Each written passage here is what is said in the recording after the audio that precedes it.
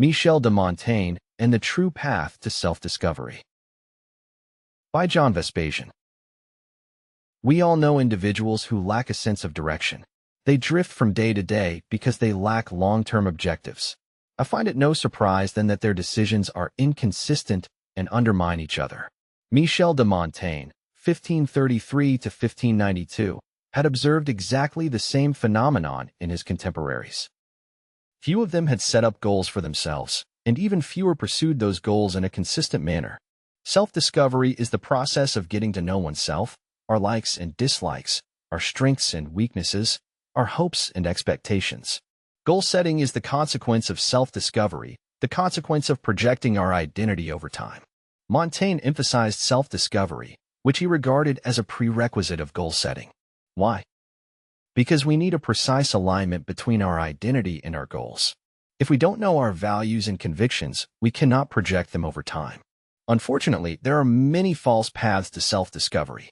If we walk a false path, we will end up in self-delusion or self-inflicted blindness.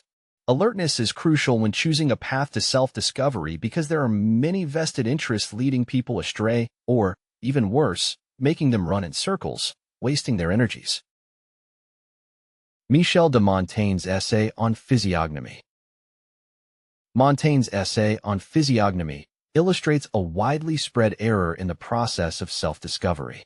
The error consists of adopting a spurious identity simply because it is available or convenient.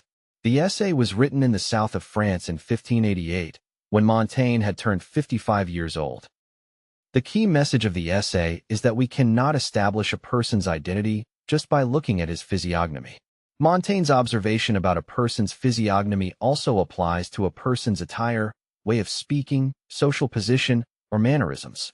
All those may provide clues, but not a full picture of someone's identity. Even for experienced observers, Montaigne pointed out, it's far from self-evident to read someone's facial expression, body language, or intonation. We might wrongly rate a gesture as fearful, while in reality is the result of seriousness, concentration, or concern. We might also mistake wry humor for friendliness, tiredness for despair, or prudence for cowardice. Plato, 427 to 347 BC, had depicted Socrates, 469 to 399 BC, as rather unkempt and disheveled. Socrates' philosophical genius would become apparent only to people who looked beyond the first impression.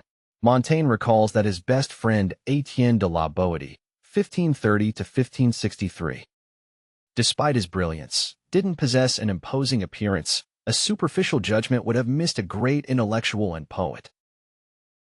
Montaigne and how self-discovery takes place. To make things even more difficult, Montaigne noted that a person's identity can vary over time. As we age, we grow wiser and sharper. We make better use of our time and energies in the pursuit of a lifetime's goals. Julius Caesar, 100 to 44 BC, modified his identity across time because, as he moved on, new opportunities materialized. The same can be said of Alexander the Great, 356 to 323 BC, who learned from his mistakes as he advanced towards India. Self-discovery, if properly done, should focus on one's feats and habits. Which productive activities do we perform daily, or which skills are we striving to acquire? Which difficult actions have we carried out in the past? How do they delineate our future?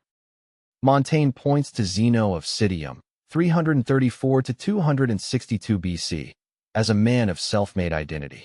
People in Athens congregated to listen to Zeno's lectures about Stoicism, despite his modest clothing and demeanor. Zeno's profound wisdom made up for his less-than-perfect looks. It shaped his identity and enabled him to project it over time, that is, when he traveled across Greece in search of new students.